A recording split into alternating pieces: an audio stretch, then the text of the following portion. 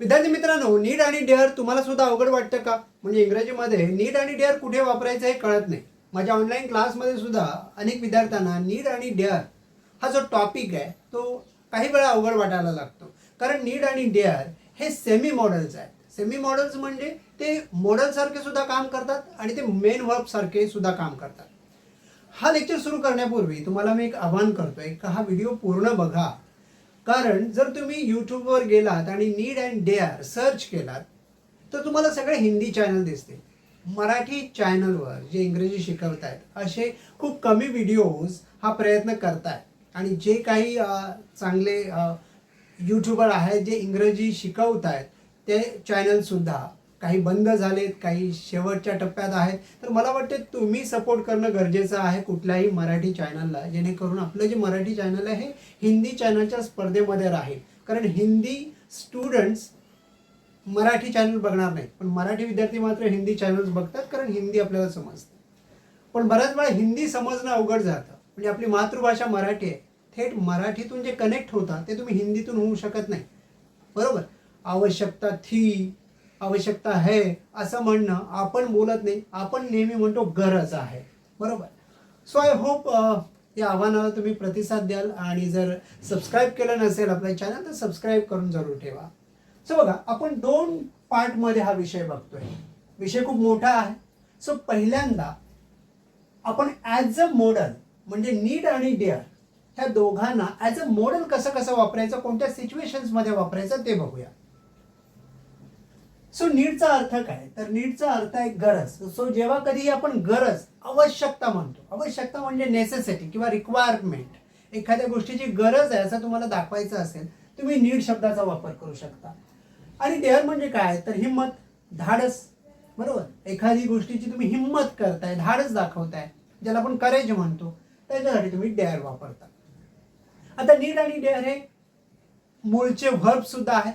पण पहिल्या पार्टमध्ये आपण बघतोय ॲज अ मॉडेल नीड आणि डेअरला कसं वापरायचं. सो जेव्हा तुम्ही मॉडेल म्हणून वापरता, एक टीप लक्षात ठेवा, कधीही नीडच्या जोडीला टू लावायचा नाही. कधी? जेव्हा तुम्ही तो मॉडेल म्हणून वापरताय. आता मॉडेल म्हणजे काय हे समजायला पाहिजे, अदरवाईज आपण हे जे सगळं लेक्चर देतोय ते व्यर्थ आहे. आता बघा, मॉडेल म्हणजे काय?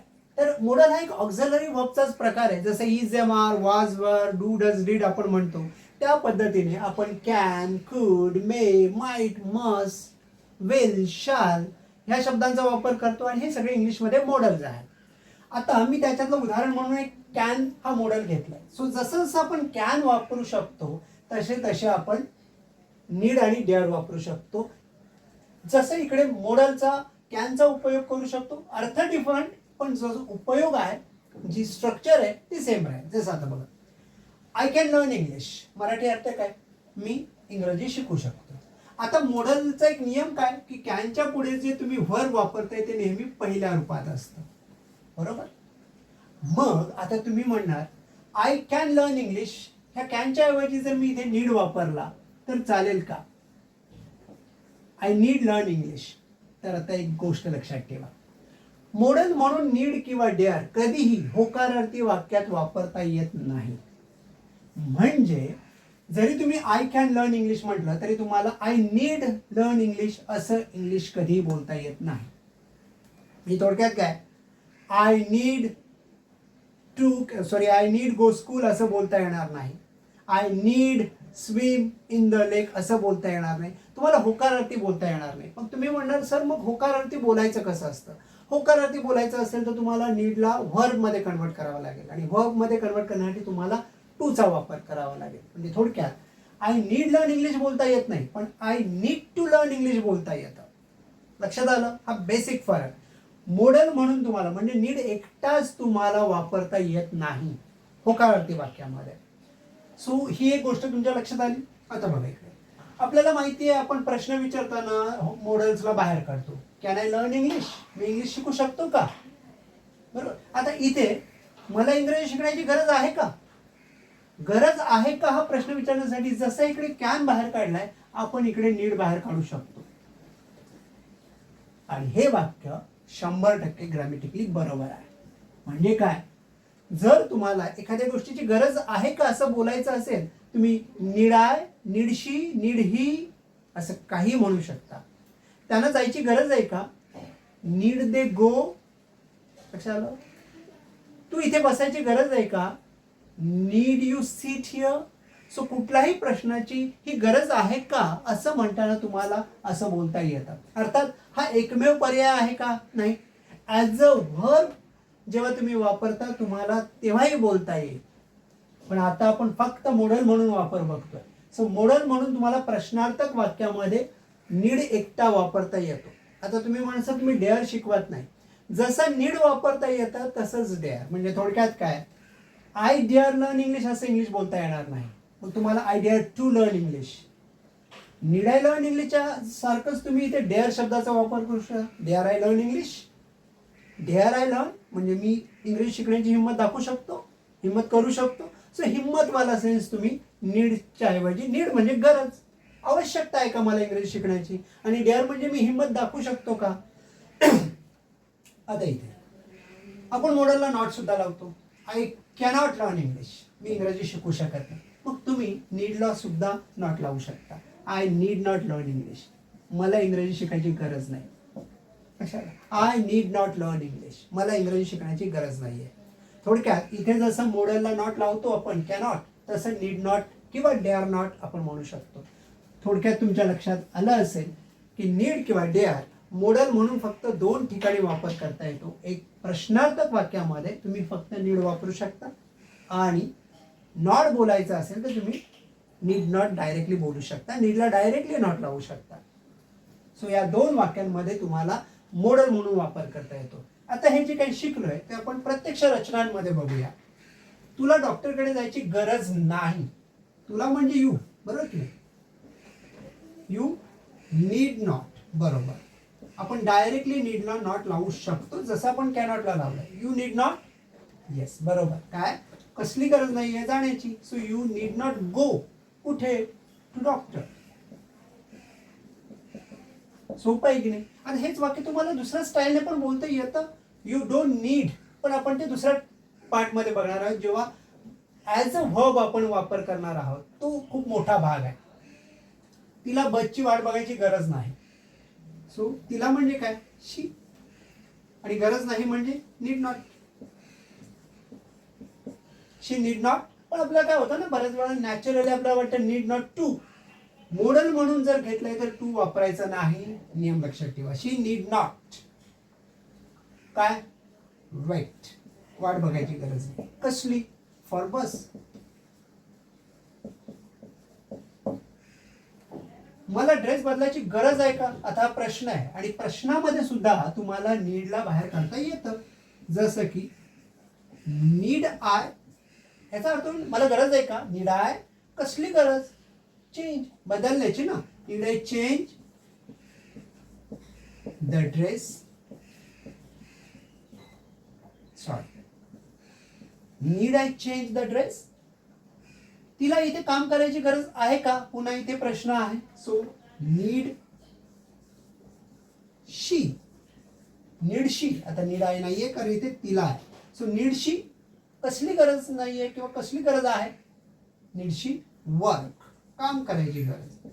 Need she work here. तिला इथे काम करायची गरज आहे का? लक्षात येते?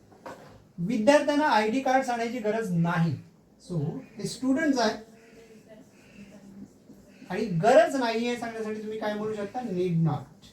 शी need not. Students need not bring ID cards. I hope model म्हणून तुम्हाला नीड आणि डेअर समजला असेल. आता थोडक्यात मी सांगतोय की सर तुम्ही डेअर कडे बघितला नाही. सिम्पली जिथे नीड वापरलाय तिथे डेअर वापरून बघा. हिंमत, धाडसवाला सेन्स येईल फक्त. You dare not go to doctor. तू डॉक्टरकडे जायची हिंमत दाखवू नकोस किंवा करू नकोस. लक्षात आलं? She need not wait for a bus. She dare not wait for a bus. ती दाखवत नाही बसची वाट बघायची हिंमत ती दाखवत नाही. Need I change the dress. Dare I change the dress. मी ड्रेस बदलण्याची हिंमत दाखवू का? लक्षात आलं? सो हिंमत, धाडस करू का? Need she work here. Dare she work here, ती इथे काम करायचं धाडस दाखवते का? Students dare not bring ID cards, विद्यार्थी ID कार्ड्स आणण्याचं धाडस दाखवत नाही. सो सिम्पल गोष्ट तेच आहे. आता याच्यामध्ये मॉडेलला काही मर्यादा आहेत, जसं की तुम्ही मॉडेलला पास्टमध्ये वापरू शकत नाही, आणि जेव्हा तुम्हाला पास्टमध्ये बोलायचं असतं त्यावेळी मग मॉडेलचा व्हर्ब म्हणून जो वापर आहे तो शिकणं गरजेचं आहे. सो तो जो वापर आहे तो आपण पुढल्या पार्टमध्ये बघणार आहोत. तुम्हाला एखादं वाक्य सुचत असेल तर जरूर कमेंट बॉक्समध्ये लिहा आणि दुसऱ्या पार्टकडे या. आता आहोत आपण पार्ट 2 मध्ये, जिथे नीड आणि डेअर ह्या शब्दांना ॲज अ व्हर्ब आपल्याला समजून घ्यायचं आहे. आता व्हर्ब म्हणजे काय? जसं एखादा गो असतो आणि प्रत्येक क्रियापदाला आपण 5 रूपामध्ये लिहू शकतो, बरोबर की नाही? जसं गो, वेन, गॉन ही 3 रूपं, आणि गोईंग आणि टू गो 4थं आणि 5वं रूप. तसं नीडला सुद्धा तुम्ही 5 पद्धतीने लिहू शकता. मी 3 रूपं दिली: need, needed, needed, needing, to need, dare, dare, dared, dared, daring, to dare. लक्षात आलं? आता इथे जर तुम्हाला टेन्स हा पार्ट माहिती असेल, तुम्हाला रचना येत असतील, तर हे काही खूप अवघड नाही आहे. जसं तुम्ही एखादा, म्हणजे मी तुम्हाला समजण्यासाठी इकडे नॉर्मली सगळ्या रचना दिलेल्या आहेत आणि त्या रचना जशा इकडे वापरतो. आता इथे तुम्हाला जसं क्रियापद दिसत आहे सगळ्यांना, गो, आय गो म्हणजे मी जातो, बरोबर की नाही? आय गो म्हणजे इथे ही तुमची जोडी झाली. गो हे तुम्ही पहिल्या रूपात लिहिला, बरोबर? I go. सो मी जातो. तसं तुम्ही जसं आय गो म्हणताय, I go, I run, I sleep, तसंच तुम्ही म्हणू शकता आय नीड. पण जर तुम्हाला क्रियापद म्हणून वापरायचं असेल नीड, तर तुम्हाला कंपल्सरी लक्षात ठेवायचं आहे, पुढे जर क्रियापद असेल तर तुम्हाला टू वापरायचंच आहे. पुढे जर क्रियापद नसेल, जसं की आय नीड कम्प्युटर, तर ते ठीक आहे. आय नीड युअर हेल्प, कारण या ठिकाणी नीडच्या पुढे क्रिया नाही आहे, पण जेव्हा नीड शब्दाच्या पुढे क्रिया येते त्यावेळी तुम्हाला टू कंपल्सरी वापरायचं आहे. So I need to go to school. आता इथे बघा, आय गो टू स्कूल म्हणजे मी शाळेत जातो. I need to go to school म्हणजे मी शाळेत जायची गरज आहे, मला शाळेत जायची गरज आहे. लक्षात आलं? आवश्यकता आहे मला. आता इथे आपण तोच्या भाषेला, प्रेझेंट टेन्सला प्रश्नामध्ये पण करतो. Do I go to school, मी शाळेत जातो का? आपण सिम्पली काय करतो, आपण फक्त डू बाहेर काढतो, है ना? जोडी तशीच आहे, I go. Same, do I need to go to school, मला शाळेत जायची गरज आहे का? सो कोणाला काही गरज आहे का हे म्हणण्यासाठी तुम्ही simply do I, do she, sorry does she, जर आपण नॉर्मली म्हणतो तसं, does he need to sit here, stand here, wait here, जे तुम्हाला कसली गरज आहे ती तुम्ही सांगू शकता. जसं टेन्स करतो तसंच आहे, याच्यामध्ये काहीही विशेष कठीण नाही आहे. I don't go to school, मी शाळेत जात नाही. I don't need to go to school, मला शाळेत जायची गरज नाही. सो सिम्पली इकडे जसं तुम्ही प्रेझेंट टेन्स यूज केला आहे, तुम्हाला सिम्पली इकडे फक्त नीडचं पहिलं रूप वापरायचं आहे. तुमच्या लक्षात आलं असेल, सगळीकडे आपण पहिलं रूप वापरलंय, बरोबर? आणि कंपल्सरी आपण टू पण त्याच्या जोडीला वापरलाय. आता हेच वाक्य मगाच्या भागामध्ये आपण बघितलं, डू आय नीड टू, हे आपल्याला नीड आहे असेही बोलता येतं, हे पण आपण बघितलं. आय डोंट नीड हे आपण आय नीड नॉट असं बघितलं. सो ह्या 2 रचना तुम्हाला तेव्हाही करता येतात मॉडेल म्हणून. त्यानंतर आय वेंट टू स्कूल, मी शाळेत गेलो, भूतकाळ. मग जर मला असं म्हणायचं आहे मला शाळेत जायची गरज होती, तर मला नीडचं कितवं रूप वापरावं लागेल? दुसरं. So I needed to go to school, मला शाळेत जायची गरज होती, मला त्याला आमंत्रित करायची गरज होती. I needed to invite him, मी त्याला मदत करायची गरज होती. I needed to help him. So needed म्हणजे भूतकाळात कुठल्या गोष्टीची गरज होती. आता समजा तुम्हाला भूतकाळात प्रश्न विचारायचा आहे, did I go to school, मी शाळेत गेलो का? आता इथे मला शाळेत जायची गरज होती का भूतकाळात, तुम्ही काय म्हणणार? डिड आय नीड टू, काय म्हणणार? Did I need to go to school, need to. आता इथे बघा, हे फ्युचरचं वाक्य, I will go to school म्हणजे मी शाळेत जाईन. आता मला सांगा, मला शाळेत जायची गरज असेल भविष्यात, तर मी फक्त काय म्हणेन? I will need to. I will need to go to school, मला भविष्यात गरज असेल.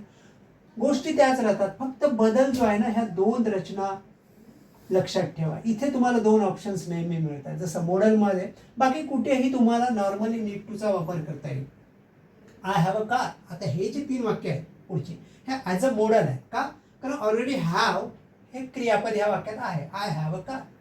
आणि ह्या हॅवच्या जोडीला आपण I should have a car, I will have a car, I might have a car असं म्हणतो, बरोबर.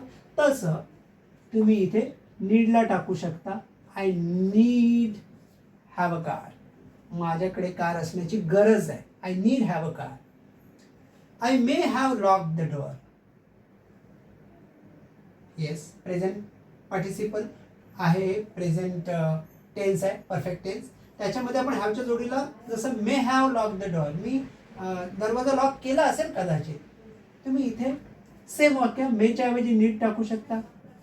I need have lock the door, I need have lock the door, मला दरवाजा लॉक करायची गरज होती. हे हायपोथेटिकल वाक्य असतात. गरज होती, दरवाजा लॉक केला नाही, दरवाजा लॉक करायची गरज होती. I need have lock the door. हे तुम्हाला तेव्हा कळेल जेव्हा तुम्हाला टेन्स पार्ट चांगला कळेल. त्यासाठी तुम्हाला इंग्रजी भाषेला समजून घेणं गरजेचं आहे. I may not have lock the door, मी कदाचित लॉक केला नसेल, कदाचित केला नसेल. I need not, I need not have lock the door, मला दरवाजा लॉक करायची गरज नव्हती. म्हणजे लॉक केलाय मी, पण मी गरज नाही दाखवत की गरज, it was not necessary to lock the door, so I need not have lock the door. याच्यावर आपण स्वतंत्रपणे वेगवेगळी भरपूर वाक्य बनवू शकतो प्रॅक्टिससाठी. पण आज मी तुम्हाला फक्त नीडला कशा पद्धतीने समजून घ्यायचं ते शिकवतोय. आणि शेवटची गोष्ट जी तुम्ही कधी करायची नाही, क्रियापद आपण ING मध्ये पण वापरतो. I am running, I am going, I am sleeping, I am talking. I am needing असं इंग्लिशमध्ये म्हणायचं नाही, कारण नीड हा स्टेटिव्ह वर्ब आहे आणि जनरली स्टेटिव्ह वर्ब ING मध्ये आपण म्हणत नाही. त्याच्याऐवजी आय एम नीडिंग, मग सर मला गरज आहे, तुम्ही सिम्पली म्हणा आय नीड. अच्छा, I am needing you, I need you. अच्छा झालं का? I need computer, I am needing computer, no, I need computer. So need हा शब्द ING मध्ये वापरायचा नाही, चालू क्रियेमध्ये वापरायचा नाही. सो आय होप एका व्हिडिओमधून तुम्हाला नीड खूप चांगल्या पद्धतीने कळला असेल. आणि जर हा व्हिडिओ तुम्हाला हेल्पफुल ठरला असेल तर व्हिडिओला लाईक, शेअर आणि सबस्क्राईब करायला विसरू नका. धन्यवाद.